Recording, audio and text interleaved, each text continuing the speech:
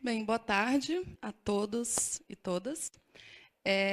Eu queria registrar minha satisfação em estar aqui presente, debatendo nesse primeiro seminário, que todos esperamos que seja o primeiro de muitos, né? É uma honra estar aqui. Eu sou assistente social de formação. Aprendi muito hoje sobre a psicologia e sobre as interfaces entre o modelo social e a psicologia. E, muito embora eu seja do serviço social, originalmente, eu acredito que hoje a minha fala vai ser provocativa da psicologia. Porque eu montei essa fala pensando, né, é uma fala sobre avaliação da deficiência, que está sendo construída neste momento. Então, ela é uma fala um pouco histórica, um pouco política, um pouco teórica e um pouco provocativa. No sentido de que, já que as coisas estão acontecendo neste momento, precisamos nos posicionar neste momento. Quais são os rumos que queremos para a avaliação da deficiência no Brasil? E como a psicologia vai se colocar neste debate, e está se colocando. Então, eu acredito que vai ser um pouco provocativo, seguindo um pouco os debates que me antecederam. Antes de entrar na fala, né, eu queria... Comecei a falar do meu lugar de fala, né? Eu sou assistente social de formação. Eu sou uma mulher sem deficiência, né? E, muito embora eu sempre me coloque como uma aprendiz, uma ouvidora, a gente criou até um neologismo para expressar, né, o espaço em que você escuta sem o capacitismo da audição, né? E tenta representar várias vozes, um debate, tenta falar em nome de uma coletividade que não é só nacional, é internacional também. E aqui eu estou falando dos chamados estudos sobre deficiência e do modelo social da deficiência. Neste momento, eu estou numa posição de decisões, como eu vou mostrar para vocês. E não numa posição de decisões individual ou qualquer coisa do tipo. Muito pelo contrário. Por isso eu tenho circulado tanto, para conversar com as pessoas, para ouvir as pessoas e para provocá-las a assumir esse protagonismo dos rumos da proteção social às pessoas com deficiência no Brasil, né? Que, claro, acontece junto ao meu trabalho, paralelo ao meu trabalho, mas é o momento de nos mexermos, de nos movimentarmos, tá? A próxima, por favor. Vocês vão ver que a minha fala ela vai e volta algumas vezes, porque eu preciso de alguns recursos para ir avançando aos poucos. Vamos ver se eu vou conseguir estruturar bem, porque é muita coisa que eu tenho para abordar hoje.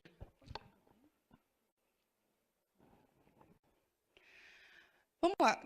Eu não vou repetir muitas das questões que colocaram nas mesas anteriores, né, na mesa de abertura e no debate anterior, mas qual é o contexto, né? O contexto para a política pública para a pessoa com deficiência hoje? Em primeiro lugar, nós temos a famosa Convenção sobre os Direitos das Pessoas com Deficiência, que é um documento internacional de absoluta importância. É o documento internacional mais democrático, inclusive, já construído na história das Nações Unidas. Pela primeira vez, eu não sei se vocês sabem disso, pela primeira vez na história das Nações Unidas, um documento internacional conta com a participação direta da sociedade civil na sua construção. É a primeira vez, isso nunca tinha acontecido no âmbito das Nações Unidas. Inclusive, foi construído um fundo internacional para financiar a ida da sociedade civil, de movimentos de pessoas com deficiência, porque senão só estaria presente a representantes dos países ricos, então os países em desenvolvimento, os países do chamado terceiro mundo, que é uma terminologia já desgastada, ou dos países pobres também estiveram presentes. E nesse sentido, provoca-se, né, o chamado direito internacional dos direitos humanos, mostrando que o aspecto democrático da construção desses documentos, que sempre foram pactos das delegações dos países, agora eles têm que ter também a participação da população mundial. A Lei Brasileira de Inclusão, a Convenção ela é de 2006, ela é ratificada no Brasil, assinada e ratificada pelo Brasil em 2007, e no finalzinho de 2008, virando para 2009, as pessoas com deficiência conseguiram mobilizar, né, as duas casas. Então, a convenção tramitou nas duas casas, nos dois turnos, com a maioria absoluta de votos, e torna-se parte da Constituição Federal do Brasil. Ela tem valor constitucional e status constitucional. Por isso que o decreto de 2009 foi na passagem de 2008 para 2009 esse movimento. E A Lei Brasileira de Inclusão, ela traz, assim como a Convenção traz pela primeira vez para o nosso ordenamento jurídico um conceito de deficiência. Eu estudo proteção social, tanto a minha dissertação quanto a minha tese, todos os meus estudos, eles são no âmbito da proteção social, né? E no âmbito da proteção social, a pessoa com deficiência, a gente nunca teve um conceito. Na verdade, os estudos antes da Convenção, eles mostram que cada política protegia um sujeito diferente. Para cada política, uma pessoa era pessoa com deficiência. Você poderia ser pessoa com deficiência para essa e não para aquela. Então, a proteção social não funcionava em rede. Ela não protegia os sujeitos da forma como deveria proteger. Proteção social, eu estou falando num sentido mais, ao mesmo tempo que restrito, ele pode ser também mais amplo. Proteção social é aquele acesso, né, a recursos, bens, serviços, que não é promovido apenas pelo sujeito que está em tela. Ele pode ser provido pela família, ele pode ser provido pelo Estado, né? Aqui eu estou falando muito mais da proteção social do Estado, mas no caso da deficiência, a gente vai ver que a proteção social é muito mais antiga e provida em termos de comunidade, mesmo antes da existência dos Estados-nação. Sim, eu vou recuperar um histórico antigo desse tanto, para a gente conversar. E o Índice de Funcionalidade Brasileiro, uma vez que a Convenção foi ratificada, o que a antiga Secretaria, a CORD, né, no âmbito da Secretaria dos Direitos Humanos, naquele momento, hoje a Secretaria Nacional dos Direitos da Pessoa com Deficiência, mudou tanto a estrutura, né, que agora estamos meio...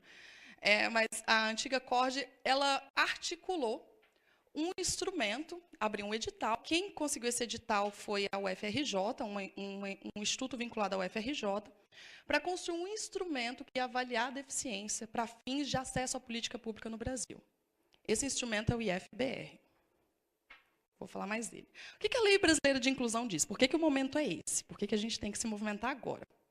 Ela diz, no artigo 2º, ela repete o conceito da Convenção, que considera-se pessoa com deficiência, aquela que tem impedimento de longo prazo, de natureza física, mental, intelectual ou sensorial, o qual, em interação com uma ou mais barreiras, pode obstruir sua participação plena e efetiva na sociedade em igualdade de condições com as demais pessoas. Esse é um conceito que é uma reprodução do conceito da Convenção, né? E tem que ser, porque a Convenção tem status constitucional, não poderia ser diferente. Qualquer ADIM, ADPF, enfim, aí o instrumento jurídico, derrubaria se não fosse. Como a gente propôs, não sei se vocês conhecem, a ADPF 182, nós propusemos, articulamos em 2008 para derrubar o conceito da LOAS, que dizia que deficiência era incapacidade para a vida independente para o trabalho. E aí a gente diz, esse conceito é mais restritivo do que a Convenção. Nós articulamos uma DPF, que acabou não necessitando ser julgada, porque uma lei proposta pelo Executivo foi aprovada, que reestrutura os serviços da assistência e mudou o conceito.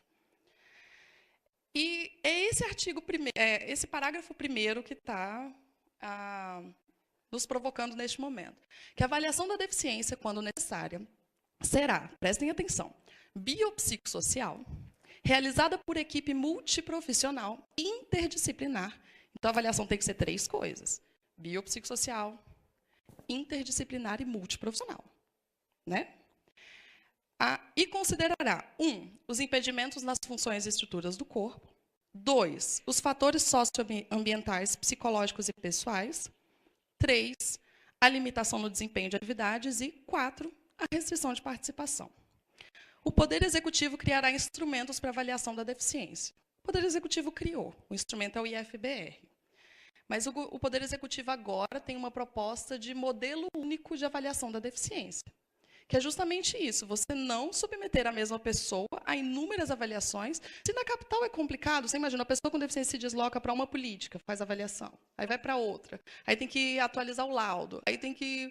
e se submete à avaliação várias vezes. Imagina isso no interior, né? A pessoa para acessar benefício de assistência, ou uma aposentadoria, ou todos vocês conhecem o quanto é complicado submeter a mesma pessoa ao mesmo tipo de avaliação em políticas diferentes. E, no final da lei, diz que esta avaliação ela tem que entrar em vigor em 2 anos, no caso, no início de 2016, seria no início de 2018. Né? Então, estão em curso muitas coisas agora. Muito bem, esse é o contexto da minha fala. Eu vou fazer uma recuperação um pouco histórica para a gente ver onde que a gente chegou e poder marcar melhor qual que é a contribuição do modelo social para a avaliação da deficiência hoje, para esse debate, né, que é o tema da mesa, que é o tema da minha fala. Para estudar a avaliação da deficiência, eu e meu grupo de pesquisa, nós mergulhamos na proteção social para a deficiência. Seja no Brasil, no contexto dos estados sociais, do welfare state, do estado-providência, e no Brasil especificamente também. E a gente encontrou várias coisas. Dentre elas, primeiro, a deficiência sempre foi alvo prioritário de proteção social. Mesmo antes do surgimento dos Estados-nação, da política pública. Para você falar em política pública como proteção social, você tem que ter um recurso, um financiamento, um modelo sistemático de atenção, tem que ter critérios, profissionais que vão tocar aquela política, enfim. Mas mesmo antes disso, a deficiência ela já era alvo prioritário de atenção. O Castell tem um conceito, Robert Castell, que se chama proteção próxima. Então, as primeiras organizações coletivas de proteção social, preocupações coletivas, não ainda no âmbito da política pública, né, algo pré-política pública.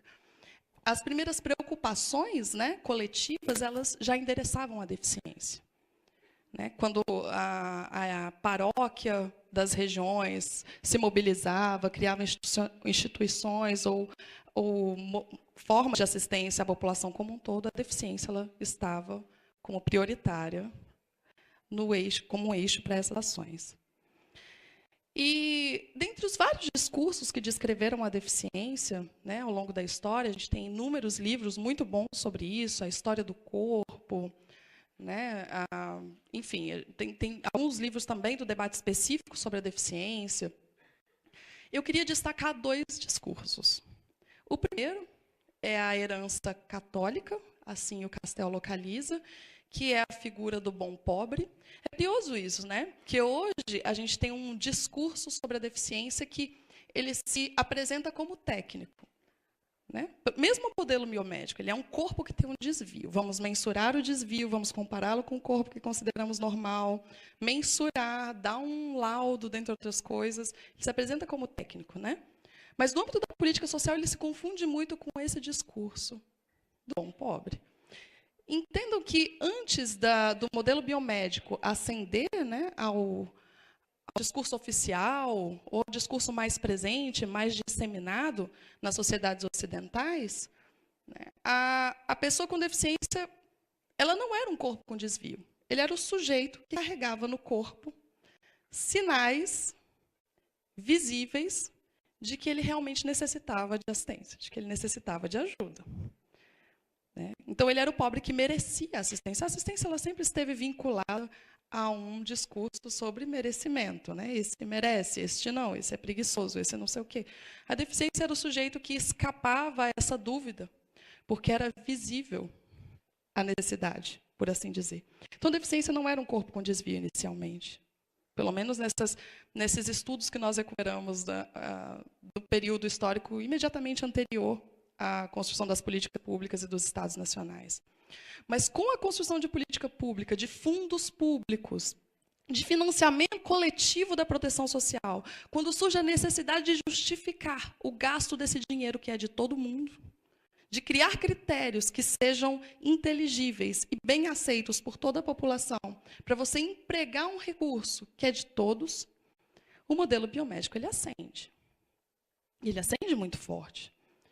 Né? É um período aí, e aí eu não consigo escapar dos estudos do Foucault, da passagem do século XVII para o século XVIII, para o século XIX, passagem que ele chama de período clássico, né, para o período contemporâneo.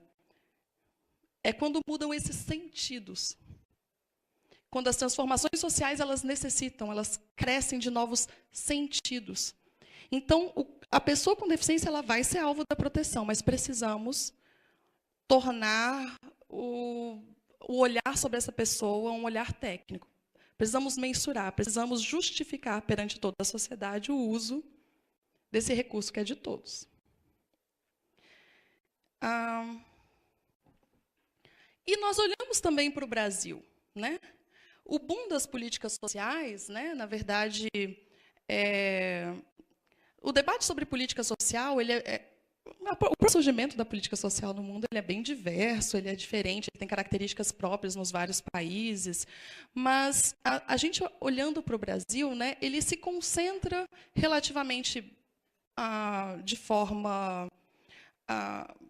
como eu vou dizer, alinhada, né, com o debate internacional no segundo pós-guerra.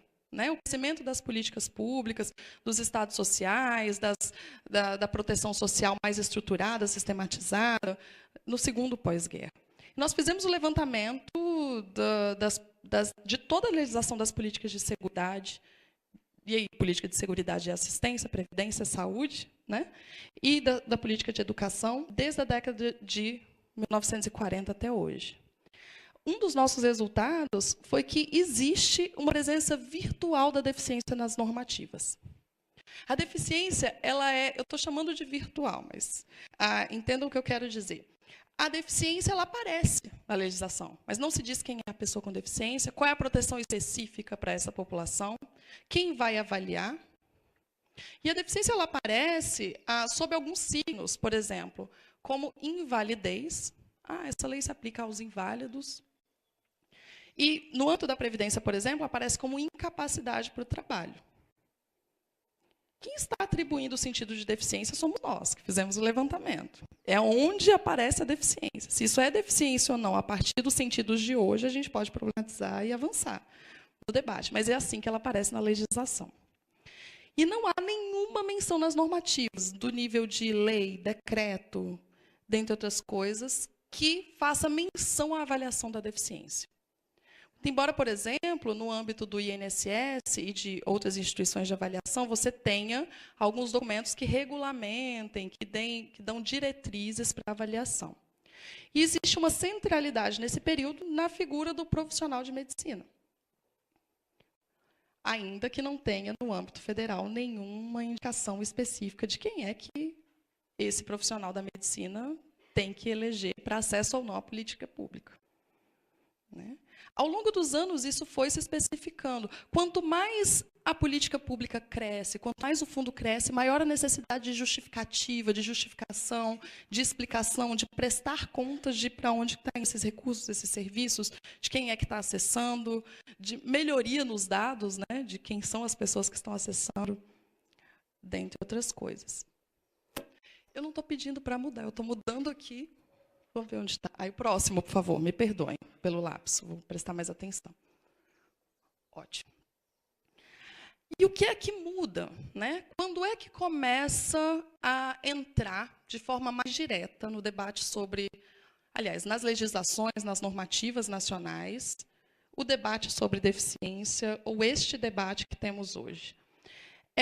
Paralelo, né, ao funcionamento das políticas públicas, a todo esse histórico que eu estou recuperando, a gente tem o surgimento, que vocês ouviram muito aqui, eu não vou repetir muito, dos chamados estudos sobre deficiência, os disability studies, e a emergência do chamado modelo social da deficiência.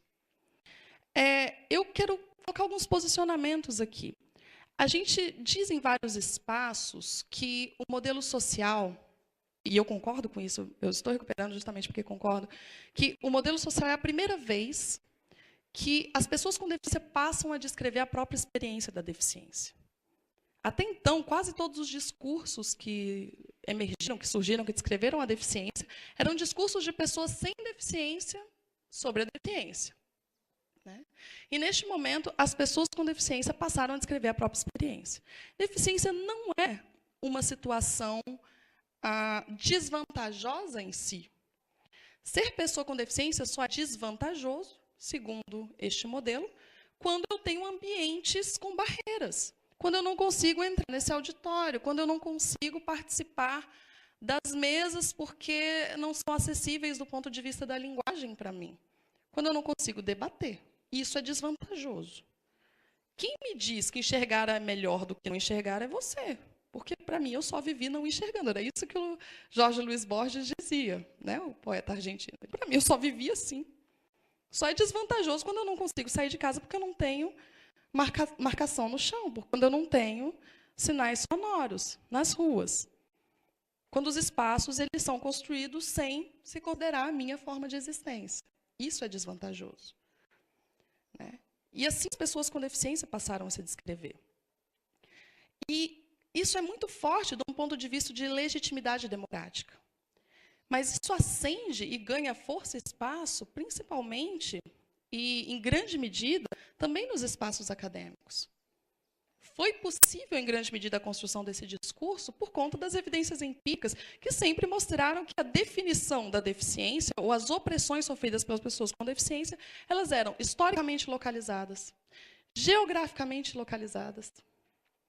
Existem locais, muitos estudos, especialmente na antropologia, mostram isso, né, de que, por exemplo, existem hoje comunidades surdas nos Estados Unidos em que você ser surdo não é considerado uma deficiência.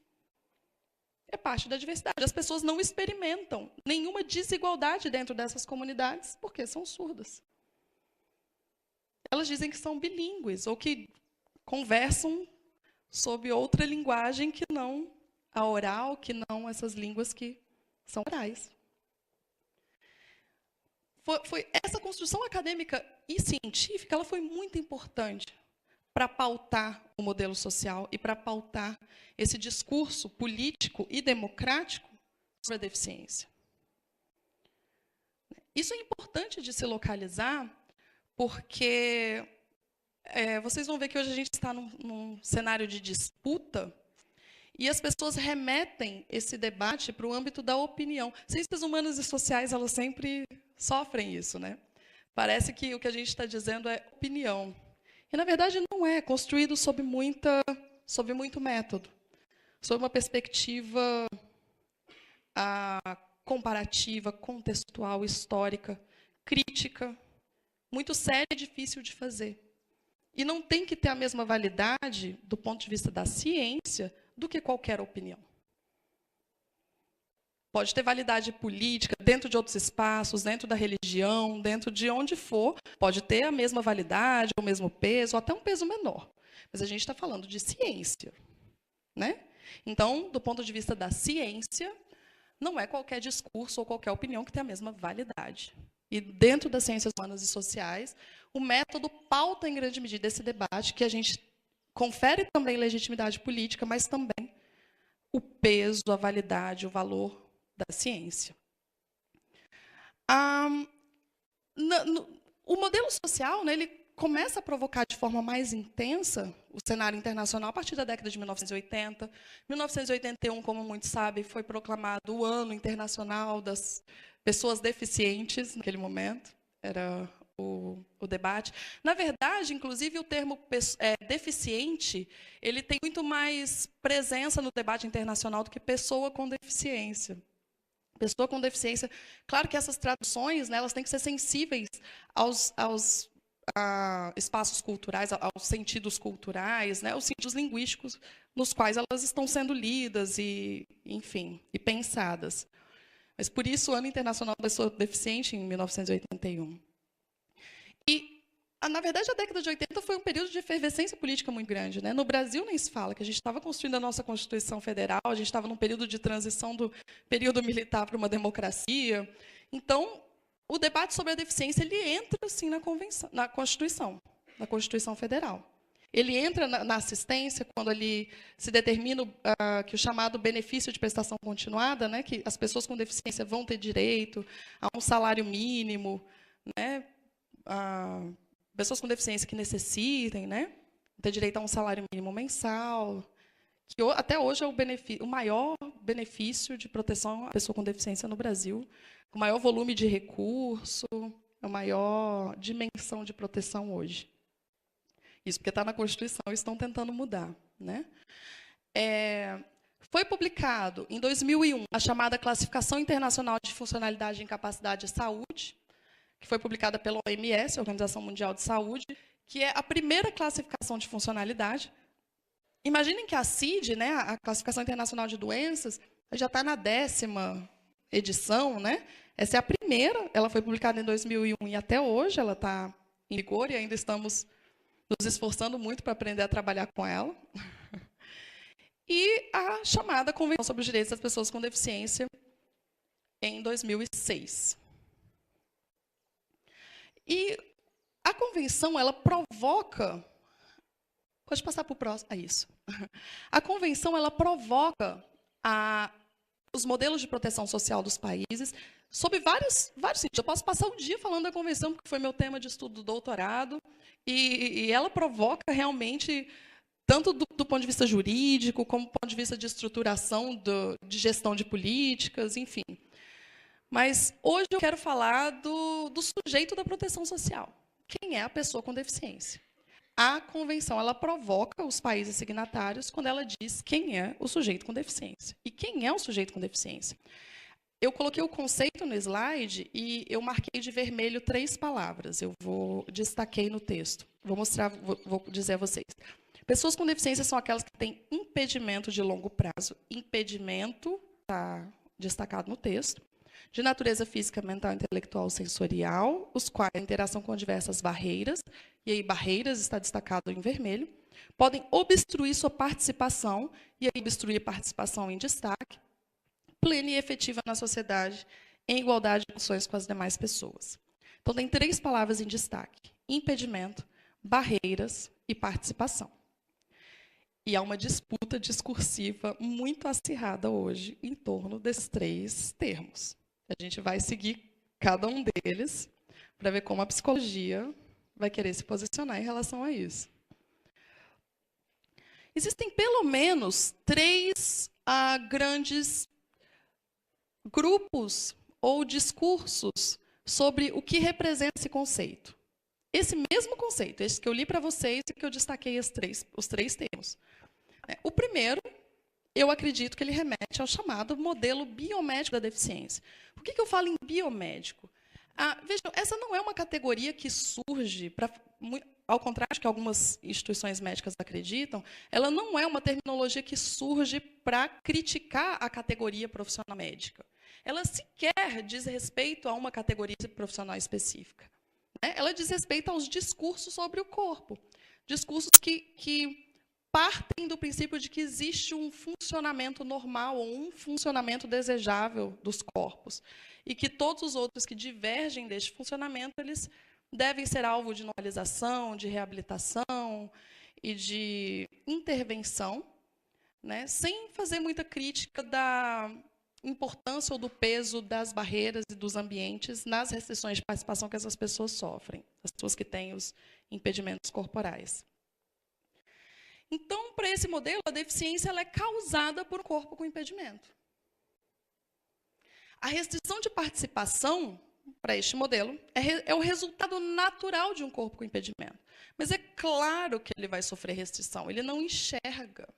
Mas é claro que ele vai sofrer restrição, ele não anda ou ele não escuta. Né?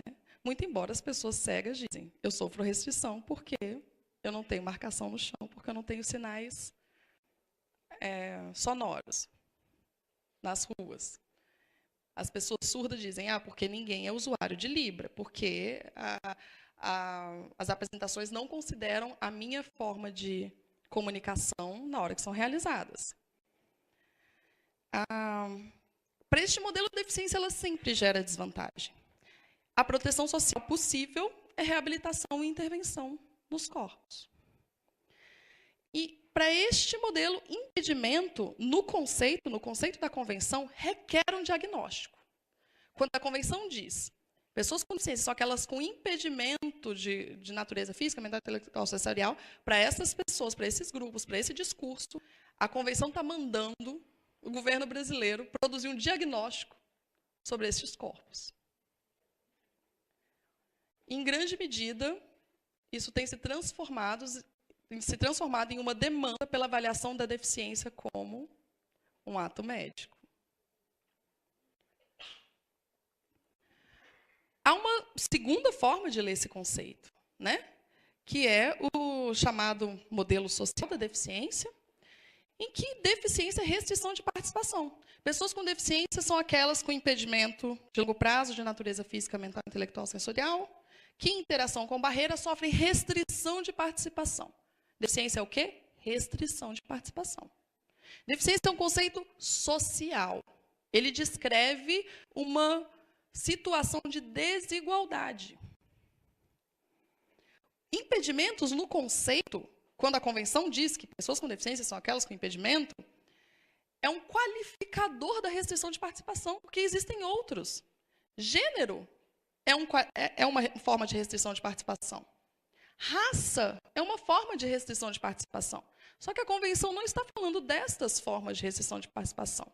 Está falando de deficiência. Então, impedimento sob esta leitura é um qualificador da restrição de participação. Não diz respeito a um diagnóstico. Não quer descrever o corpo de ninguém. Você nem precisa de um médico na avaliação se você não quiser. Porque é a restrição de participação que vai caracterizar a deficiência. A avaliação, nesse sentido, é a mensuração da restrição ou da desigualdade que esse sujeito sofre, comparado, obviamente, às demais pessoas. Né? Não comparado ao melhor do mundo, comparado às pessoas naquele contexto onde ele está. Ah, eu não estudei. Seus irmãos estudaram? Estudaram. Por que você não estudou? Ah, porque eu não conseguia andar de bicicleta até a escola, porque eu tinha essa... Ah, você sofreu restrição. Ah, eu não estudei. Seus irmãos estudaram? Não, ninguém estudou lá em casa. Aí não é uma questão da deficiência. Entenda, eu estou tentando dar alguma concretude, muito embora tudo isso possa ser problematizado, dar alguma concretude para isso que eu estou chamando de qualificador da restrição de participação. Existe um terceiro, pelo menos um terceiro, vocês podem misturar à vontade esses três aí, que vai representar talvez muito melhor o cenário nacional, mas eu estou tentando agrupar para que a gente consiga conversar, que é o modelo biopsicossocial da deficiência, que eu acredito que esse é o modelo que está sendo implementado pelo governo brasileiro, né, que está sendo o grande expoente da avaliação da deficiência hoje. Ele tem um expoente teórico no debate dos Disability Studies, que é o Tom Shakespeare. Ele é um médico de formação, ele tem uma condição, um nanismo genético, né? Inclusive o filho dele é anão, o pai dele é anão. É assim ele se insere, ele é um professor da Universidade de Oxford. Ele participou do projeto Genoma Humano. Eu estou falando isso para que vocês conheçam quem é o expoente do modelo biopsicossocial. Ele elogia muito o modelo social, mas ele diz que o modelo social ele não ajuda mais nas políticas da Inglaterra. Ele é um inglês. Né? Ele acredita na deficiência como um conceito relacional, com múltiplos determinantes. Quando a gente fala em modelo médico, modelo social ou modelo biopsicossocial, a gente não está falando de quem é o sujeito que vai avaliar a deficiência, não. A gente está falando da perspectiva. Você pode ter um sujeito avaliando a deficiência a partir do modelo médico, ou social, ou biopsicossocial. É a perspectiva, é qual é a causa da deficiência, qual é o determinante da deficiência. Se eu acho que é biomédico, eu estou falando que é o corpo. Se eu acho que é social, eu acredito que são as barreiras. Se eu acho que é biopsicossocial, eu acho que é o corpo, o aspecto psicológico, enfim, né? Multideterminante. É um modelo, sem dúvida nenhuma, considerando as políticas públicas hoje, o mais viável para ser implementado numa perspectiva mais crítica. O mais viável, obviamente, é o modelo biomédico, né? Você coloca um médico, que é o que tem sido feito até hoje. Mas ele não descreve mais a deficiência. Ele descreve um corpo, ele descreve uma doença, um desvio, uma condição. Isso não é deficiência. Deficiência é restrição de participação. E a avaliação, neste modelo biopsicossocial, ele deve acessar esses determinantes. Ele deve buscar, qualificar, mensurar esses determinantes da desigualdade, da restrição de participação que o sujeito sofre. E ele requer diálogo entre os saberes profissionais. Porque hoje a gente não tem nenhum saber profissional. Na Organização Mundial do Conhecimento, né, nós nos limitamos muito, né, com a necessidade de regulamentação das profissões, dentre outras coisas. Né, nós temos algumas coisas que só algumas profissões podem fazer, outras não, enfim. E grande parte da produção do conhecimento se restringe ao que é regulamentado por esses textos. A deficiência ela provoca isso, ela provoca o direito, ela provoca os saberes, ela provoca as profissões, porque realmente os discursos que se produziu sobre a deficiência até hoje não contaram com as pessoas com deficiência e, na medida em que a gente passa a dialogar com essas experiências, os nossos saberes são provocados. O Índice de Funcionalidade Brasileiro, que é um instrumento que foi criado, ele dialoga com esse modelo biopsicossocial da deficiência. Mas ainda ele é disputado por essas três possibilidades, essas três mínimas, né? Possibilidades das quais partem outras, de compreensão do que é a deficiência. Ele foi criado pelo Instituto de Estudos do Trabalho e Sociedade. Ele está publicado na revista Acta Fisiátrica, de 2013. Vocês digitem no Google, Índice de Funcionalidade Brasileiro, 2013, aparece. Ele lista 44 atividades. Todas essas atividades foram retiradas da CIF, da Classificação Internacional de Funcionalidade, Incapacidade e Saúde. E ele está organizado em 7 domínios. Domínio sensorial, domínio educação, vida comunitária. 7 domínios que também saem da CIF. A CIF, se salvo engano, tem 9, 11 domínios. Ela junta alguns, enfim, mas todos são domínios da CIF.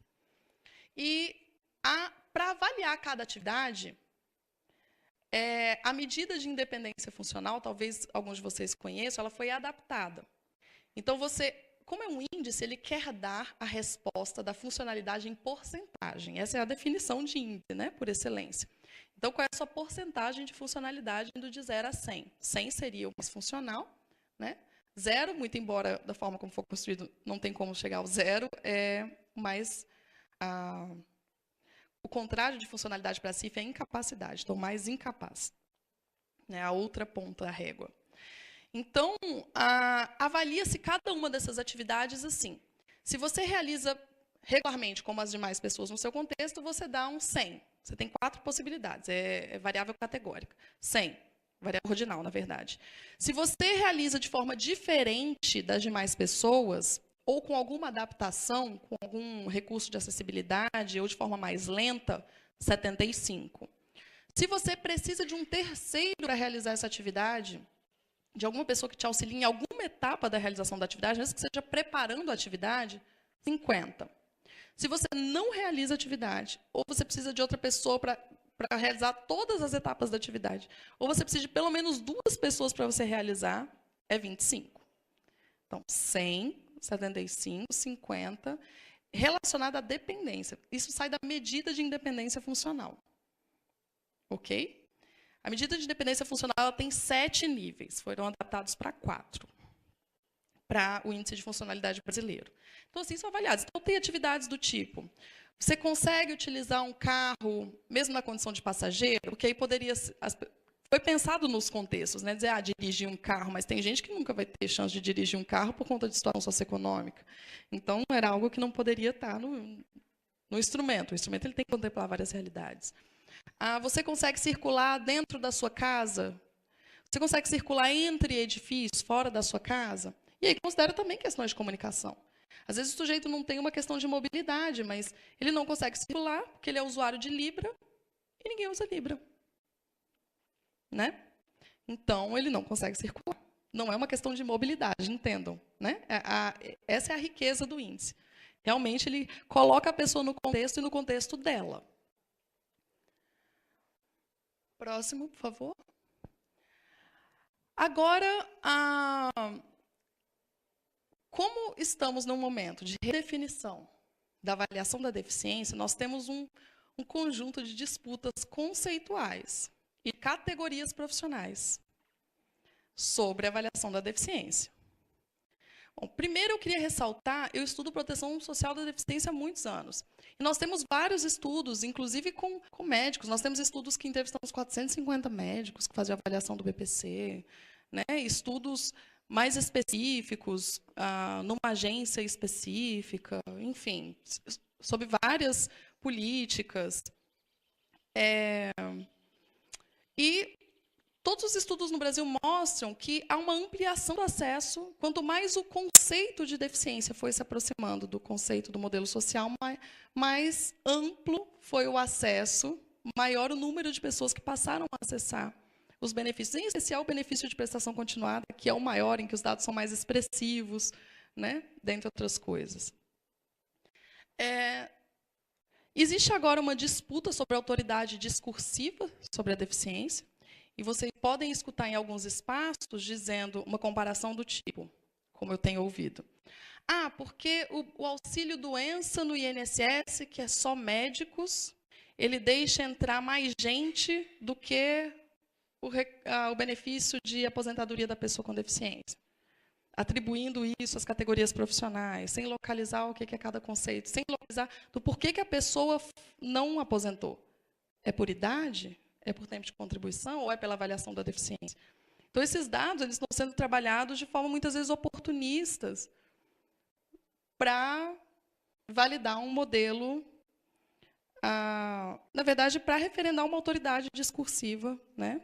Ou para mobilizar a opinião pública sobre quem é que deveria avaliar a deficiência no Brasil. E a pergunta que temos que responder, qual é o conceito? Quem é o profissional que tem que fazer a avaliação da deficiência? No cenário atual, qual é o cenário atual? A maioria das políticas continua fazendo, conforme sempre fez, a avaliação da deficiência. O IFBR, Índice de Funcionalidade Brasileira, ele foi validado para a Previdência Social. Então, o modelo a avaliação biopsicossocial da deficiência, multiprofissional, interdisciplinar, ela está sendo realizada no Brasil inteiro, no INSS, como regulamentação da Lei Complementar 142, não sei se conhecem, é a lei que regulamenta a aposentadoria da pessoa com deficiência, aposentadoria pelo regime geral de previdência. Então, a pessoa ela pode se aposentar 10, 6 ou 2 anos mais cedo que as demais pessoas, a depender da deficiência for considerada leve, moderada ou grave. Na verdade, grave, 10 anos a menos, moderada, 6 anos a menos, leve, 2 anos a menos. Né? E quem faz essa avaliação hoje são os médicos e assistentes sociais da Previdência. Os dois preenchem o instrumento separadamente, a nota é gerado um score de cada um, é somado e coloca-se na régua para ver se é leve, moderado ou grave. A UNB ela validou o índice para a Previdência, foi uma pesquisa que durou 3 anos. Nós já temos algumas publicações, outras estão em curso. Né? A briga tem sido para ampliar, porque multiprofissional, será que 2 profissionais atendem a essa lógica da multiprofissionalidade? Não é biprofissional, é multiprofissional. É agregar outras categorias, mas existe um movimento político contrário, dizendo que não é necessário, por exemplo, neste caso, o serviço social na avaliação da deficiência. Né? Que, por exemplo, a categoria médica ela está apta a fazer avaliação biopsicossocial da deficiência sozinha. Né? A Lei Brasileira de Inclusão ela amarra na multiprofissionalidade, daí não tem como muito escapar, a não ser que se mude a lei. Mas o posicionamento dos movimentos sociais que têm dialogado conosco é que tem que ampliar a multiprofissionalidade, não reduzir para mais de 2. Talvez entrar a psicologia, a terapia ocupacional, a pedagogia, a outros campos profissionais. Que, na minha percepção do modelo social da deficiência, dialoga muito mais com o conceito da convenção do que se pensar como tem sido feito até então. E, neste momento, o IFBR está sendo validado para os 28 serviços e políticas federais que existem para pessoas com deficiência. A UNB está coordenando esse processo de validação. São os ministérios, são 11 entes federais que estão validando o instrumento. Cada um tem os próprios pesquisadores, dentre outras coisas. A UNB está dando diretrizes, né, auxiliando e coordenando esse processo. E, muito embora a Lei Brasileira de Inclusão diga que até janeiro, que em janeiro de 2018 a nova avaliação está em vigor, a pesquisa de validação termina no final de 2018. Então, por princípio, ela já não vai ser implementada no início, de acordo com o prazo da LBI. Este é o cenário. E nós temos aqui questões a serem respondidas que eu vou localizar, eu acho que eu tenho 10 minutos, não é isso? Eu vou localizar um pouco essas questões a partir do debate histórico e contextual que eu levantei, para que vocês consigam nos ajudar a pensar e se colocarem nesse debate também. Primeiro, o que é a deficiência? Vocês viram que tem um conceito lá na convenção. E tem um conceito que está sendo interpretado de pelo menos 3 formas. Mas como é que esse conceito chegou lá? A que debate esse conceito responde? Né? Para nós, pesquisadores dos estudos sobre deficiência, está muito claro, né, que este é um conceito que ele foi colocado desde o início pelo chamado modelo social da deficiência. Impedimento nunca foi uma exigência de diagnóstico. Um descritor sobre o corpo, ele não descreve a deficiência. Essa foi a problematização do modelo social, dos estudos sobre deficiência. Inclusive, eu disse a vocês que a construção da convenção ela foi democrática. E, por incrível que pareça, Eu não acredito que seja coincidência. Na verdade, é impossível que seja. Justamente quando os movimentos sociais são chamados, são envolvidos na construção do documento, o conceito muda radicalmente. O conceito do modelo social incorporado. Esse conceito, ele atende, eu tenho dito isso em todos os lugares que eu vou, ele atende a pelo menos 40 anos de debate sobre o modelo social da deficiência. Ele atende pela única expressão, compreensão da deficiência que ultrapassou limites locais, que ganhou vulto internacional, que conta com participação direta das pessoas com deficiência. É a primeira expressão, compreensão da experiência da deficiência, que envolve diretamente a descrição das pessoas com deficiência sobre a própria experiência. E, para além disso, ainda é um conceito acadêmico. Ele é um conceito referendado por todas as evidências produzidas pelas ciências sociais e humanas nos últimos 100 anos. Isso não é pouco. Não dá para relativizar um conceito como este, num documento de tamanha importância, à luz de oportunismos jurídicos ou oportunismos de categorias profissionais específicas. Quem tem autoridade sobre a deficiência? Se sabemos quem são as pessoas com deficiência, quem tem autoridade para identificar quem são esses sujeitos? A Lei Brasileira de Inclusão, eu acho que ela é muito feliz, que diz assim, eu não vou dar para um só, não. Tem que ser vários, tem que ser multiprofissional. Vocês vão ter que conversar entre vocês e ver quais são as restrições que esse sujeito está sofrendo em decorrência de ambientes discriminatórios, em decorrência de barreiras sociais, barreiras linguísticas, barreiras de comunicação, barreiras atitudinais. Qual é o conceito legítimo? Nós temos o mesmo conceito. Pessoas com impedimento corporal, que em interação com barreiras sofrem restrição de participação. O que é o impedimento nesse conceito? É o diagnóstico? É o qualificador da restrição de participação? Se formos prestar atenção nos últimos 40 anos de debate sobre a deficiência, a gente não tem outra resposta. É um qualificador. É um qualificador da restrição de participação. Diagnóstico não descreve mais a deficiência. Descreve o corpo, descreve uma lesão, mede, mensura, dá o laudo, quantos por cento esse sujeito enxerga, quantos por cento de nervo óptico ele tem. Eu não estou dizendo que isso é menor ou inferior ou é ruim, mas isso não descreve a deficiência. Deficiência é um conceito social. E qual é a avaliação da deficiência que queremos? E aí eu jogo para os psicólogos para pensarem qual é a avaliação da deficiência que queremos. Do meu ponto de vista, a psicologia ela é fundamental no debate da avaliação da deficiência. Mesmo sem ter vindo hoje ouvir o professor Adriano, ouvir a Marivete, ouvir a Routhier sobre os debates construídos sobre a deficiência pela psicologia, sobre o impacto das produções da psicologia no debate sobre deficiência no Brasil, eu não tenho a menor dúvida. O professor Adriano, a Marivete são referências no debate, são pessoas que foram fundamentais para se pensar a deficiência hoje, mas como a categoria se posiciona. Eu queria, então, terminar a minha fala provocando vocês e convidando-os a ampliar essa construção que tem sido coletiva, mas que politicamente ela tem sido desigual, porque algumas categorias elas têm mais força do que outras, E seja do lado que escolherem, é importante a participação da população, das categorias profissionais, de pessoas que sempre pensaram a deficiência na construção desse debate. Obrigada mais uma vez pela atenção e boa tarde a todos.